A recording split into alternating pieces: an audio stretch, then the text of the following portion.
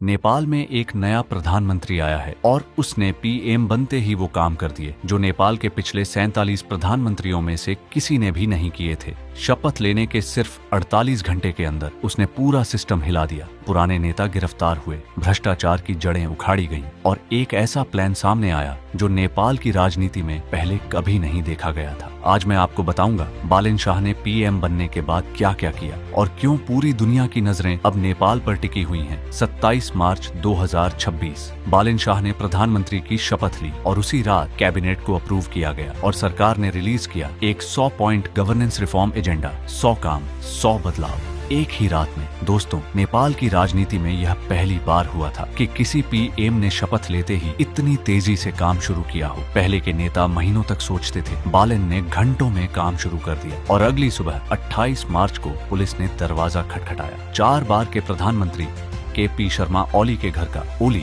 जो खुद को नेपाल की पॉलिटिक्स का सबसे बड़ा खिलाड़ी समझते थे, उन्हें गिरफ्तार कर लिया गया। उनके साथ पूर्व गृह मंत्री रमेश लेखक को भी हिरासत में लिया गया। सितंबर 2025 के प्रोटेस्ट्स में 77 लोगों की मौत के मामले में नेपाल की राजनीति में यह एक भूकंप था। लेकिन बात यही नहीं रुकी। कुछ रिपोर्ट्स के मुताबिक बालेन सरकार ने नेपाल के कुछ और पूर्व प्रधानमंत्रियों पर भी मनी लॉन्ड्रिंग की जाँच शुरू की है। इनमें शेर बहादुर देउबा और पुष्प कमल दहल प्रचंड के नाम भी सामने आए हैं। यह जांचें अभी चल रही हैं, लेकिन यह सिग्नल बिल्कुल क्लियर है। बालेन का मैसेज है, कोई भी कानून से ऊपर नहीं है, चाहे वो कितनी बार भी प्रधानमंत्री रहे हों। नेपाल में दशकों से एक साइलेंट डील चलती थी। आज की सरकार आज के भ्रष्टाचारी को बचाती थी ताकि कल जब विपक्ष सत्ता में आए तो वो भी बचाए जाए। बालेन ने वो डील तोड़ दी। अब बात करते हैं उन बदलावों की जो आम आदमी सीधे महसूस करेगा। पहले नेपाल में जब कोई नेता सड़क पर निकलता था, पूरी रोड बंद हो जाती थी।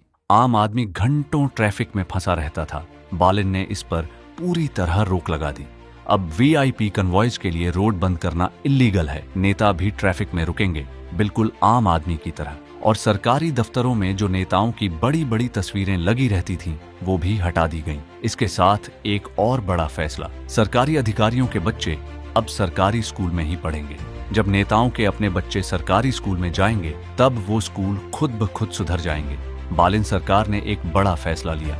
सरकारी कर्मचारी, टीचर्स और प्रोफेसर्स अब किसी भी पॉलिटिकल पार्टी के मेंबर नहीं रह सकते। सरकारी संस्थाओं में जो पार्टी लिंक्ड यूनियंस थे, वो तोड़े जाएंगे। दशकों से नेपाल में सरकारी दफ्तर, स्कूल और कॉलेजेस सब पॉलिटिकल पार्टीज के अड्डे बने हुए थे। हर नेता की अपनी यूनियन थी, अपना नेटवर्क था, अपने लोग थे।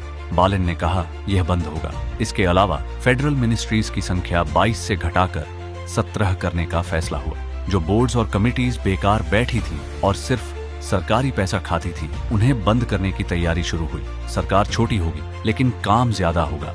यही था बालेन का विजन। और दोस्तों, एजुकेशन में जो बदलाव आए वो भी कमाल के हैं। ग्रेड 5 तक की इंटरनल एग्जामिनेशंस खत्म की जाएंगी। उनकी जगह आएगा कंटिन्यूअस इवैल्यूएशन सिस्टम, जो बच्चे की रोज की प्रोग्रेस देखेगा। सिर्फ एक एग्जाम के नंबर नहीं, एकेडमिक कैलेंडर को स्ट्रिक्ट बनाया गया। एग्जाम्स और रिजल्ट्स में महीनों की देरी होती थी। बालेन ने कहा यह अब नहीं चलेगा।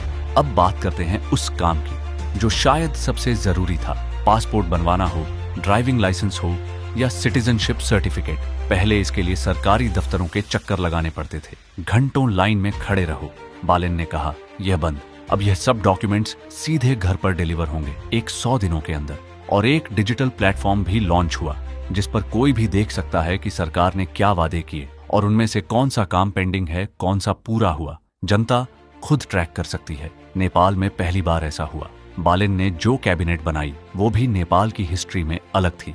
उनकी कैबिनेट के सबसे बुजुर्ग मेंबर की उम्र थी सिर्फ 51 साल। पूरा कैबिनेट युवा था, नए सोच वाला। और नेपोटिज्म पर, यानी अपनों को फायदा पहुंचाने पर भी सीधा एक्शन लिया। एक मिनिस्टर दीपक कुमार साह को बर्खास्त किया गया। क्यों? क्योंकि उन्होंने अपनी पत्नी को हेल्थ इंश्योरेंस बोर्ड में अपॉइंट करवाया था। बालेन ने सिग्नल दे दिया, मेरी सरकार में यह नहीं चलेगा, चाहे वो मेरे ही पार्टी का मिनिस्टर क्यों ना हो। दोस्तों, बालेन शाह का सफर अभी शुरू हुआ है। चुनौतियां बहुत हैं। पुरानी पार्टीज अभी भी ताकतवर हैं। 6 में से 6 प्रोविंसेस में ऑपोजिशन का राज है और नेपाल की इकोनॉमी को भी एक मजबूत हाथ की जरूरत है। लेकिन जिस स्पीड और जिस हिम्मत से उन्होंने शुरुआत की है, नेपाल को उम्मीद है और शायद पूरे साउथ एशिया को भी। अगर यह वीडियो आपको पसंद आया तो लाइक करें, चैनल सब्सक्राइब करें और कमेंट में जरूर बताएं क्या आपको लगता है बालिन यह सब कर पाएंगे। मिलते हैं अगले वीडियो में।